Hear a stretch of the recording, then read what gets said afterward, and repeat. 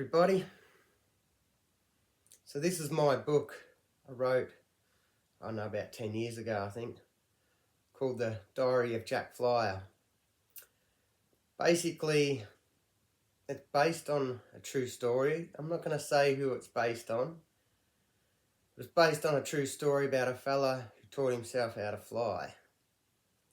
So I thought I'd do a reading of my book, because you can't really purchase this book. I think you can purchase it online, as one of them ebooks or something like that. I don't know, I don't get any money from it. But as far as the hard copies are concerned, they're sold out. I only did 200 and they pretty much sold out immediately.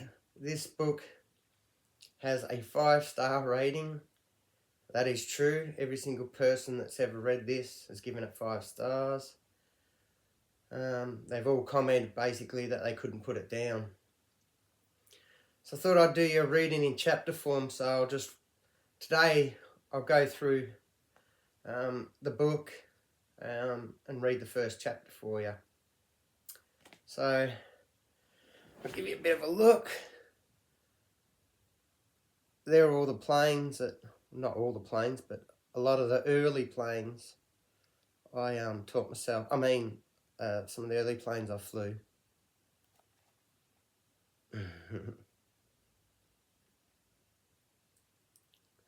Okay, I'll just start with the cover. The Diary of Jack Flyer.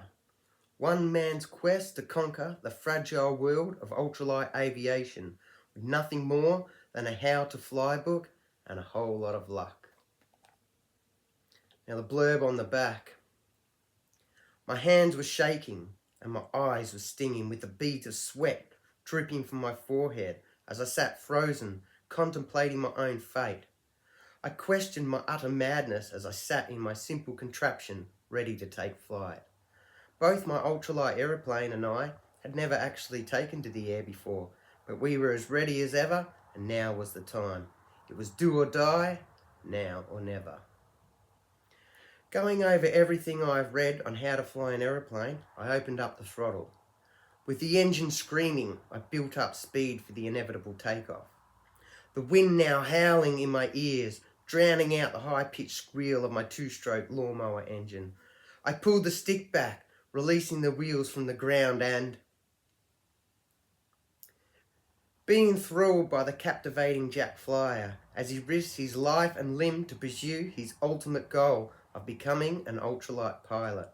With no ultralight flight instructors in the day, would-be pilots took to the air in flimsy, odd-looking contraptions, leaving the finer points of flight to smack them in the face once the wheels left the ground. And boy did it smack them hard. So take a non-stop, death-defying, action-packed journey with Jack and the gang as they endeavour to conquer the air, share the thrills, spills and often amusing adventures they pursue, all in the name of fun.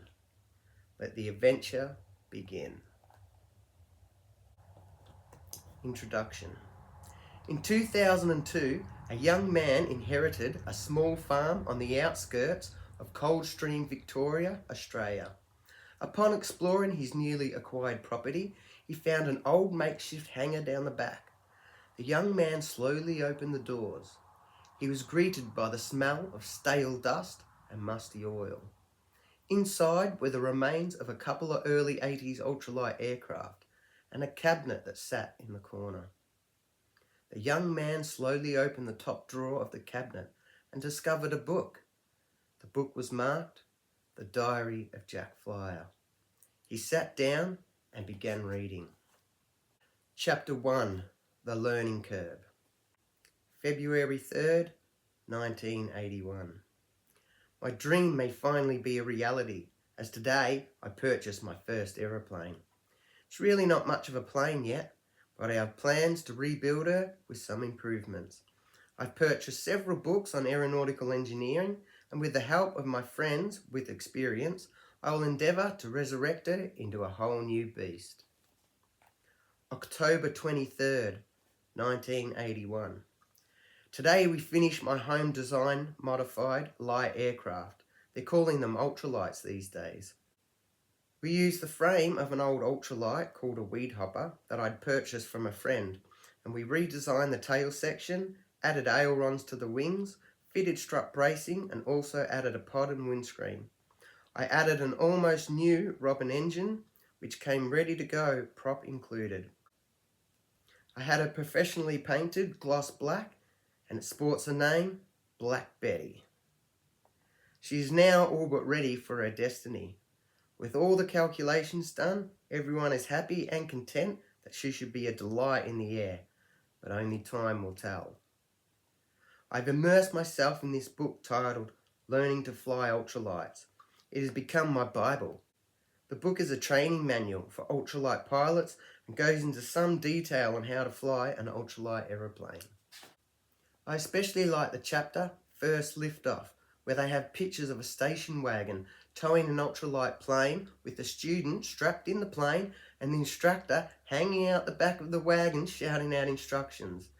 After reading the book several times, I felt inspired, confident, and prepared for what lies ahead. Listening to the radio, the weather forecast looks good for tomorrow's test flight. But those Met guys only get it right some of the time. I remember going to Moorabbin Airport one summer on a nice clear day as forecast and watching a storm front roll in.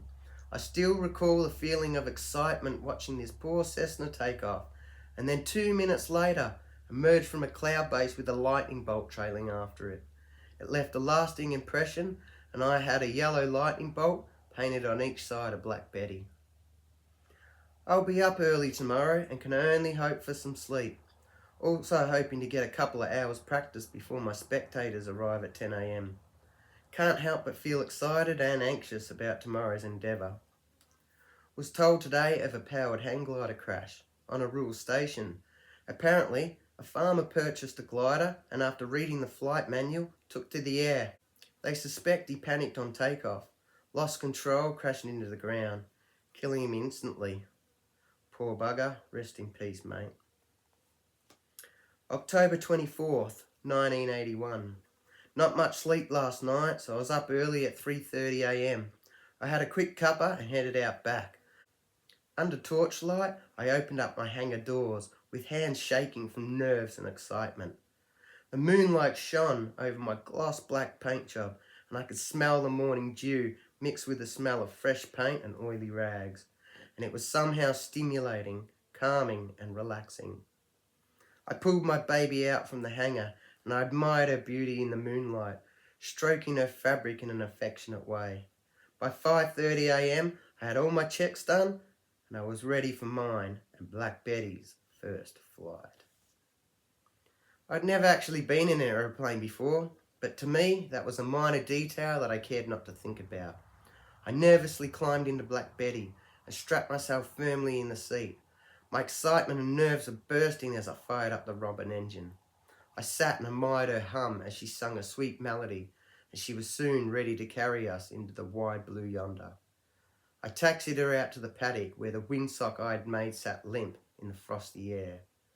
I was very excited at the prospect of flying around at 300 feet, looking down at my surroundings, but nerves were starting to take hold. According to my book, I was to do 2 hours of progressive bunny hops, then I should have acquired the skills needed to pilot my new aeroplane in the 3D world above. Shaking immensely, I grabbed the stick in one hand and the throttle in the other. I proceeded to nervously open the throttle, and the Robin engine roared into life. I was alarmed at the rate in which my plane galloped forward, and within seconds the tail was up, and she leapt into the air unexpectedly. In my panic, I killed the engine, and it felt like hitting a brick wall. She stopped all forward motion and dropped like a stone, and landed with a thud. The sound was disheartening as I come to a stop. I climbed out frantically expecting my pride and joy, and found the left main landing gear was severely bent, but no other damage was found. The next 1.5 hours was spent repairing the bent leg, and I was back out with 40 minutes to spare before my spectators arrived. Once again, I lined up my runway, but this time feeling less than confident. I opened up the throttle, gently, trembling with fear, but with determination I began rolling forward. I held some forward pressure and the tail lifted, But this time I proceeded to keep forward pressure as I slowly increased to full power. I found my feet busy on the rudder to keep her in line. I gently eased pressure and I soon felt her skimming the grass. I pulled gently back and dropped the throttle to idle as she lifted off the ground slightly and then settled with a bounce or two back to terra firma. I was ecstatic with joy of this first flight. I yelled my achievement for all the wildlife to hear and felt more confident and determined with my effort. I continued this process a couple more times, each time getting a little bit higher and a little bit further. All this was done before my guests or spectators arrived to watch my antics. Now with their present, I felt an overwhelming urge and pressure to fly. I proceeded as before, but when I pulled back, I kept the throttle open. She jumped into the air and I instantly pushed her level, then dropped to idle and attempted a landing. I dropped a little fast and it felt like a yo-yo before I come to a stop. Spectators reported several bounces before she settled, a height of 10 feet and a distance of 50 metres. I couldn't stop giggling with delight. I had a feeling of great self-achievement. I continued this bunny hopping process for the next couple of hours, and by now I felt confident enough to climb out to 100 feet and fly in a straight line to the next paddock, land, turn around on the ground, then fly back. Well, that was the plan anyway. I replicated the same technique as before and quickly built up speed, but this time once she lifted from the earth, I continued to hold full throttle and climbed to an estimated height of 50 feet. That's when things went wrong. I felt some sudden bumps. I felt myself being pushed down in the saddle. Then there was another series of bumps, followed by a sinking feeling. The wings seemed to be rocking erratically and I instantly killed the engine and dived for the ground, fearing the aircraft was breaking up and out of control. I landed heavily with the nose down and flipped her on her back. I can report I was very much relieved to be back on the ground and in one piece.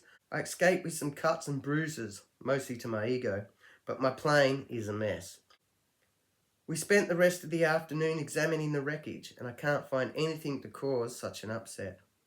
I rang my old mate Charlie, an experienced ultralight pilot who helped with the development of the sport in the 1970s. He had recently purchased some U-Butte American plane called a Quicksilver. Anyway, he believes I hit some turbulence. I've heard about this turbulence or air pockets, but I don't really know much about it.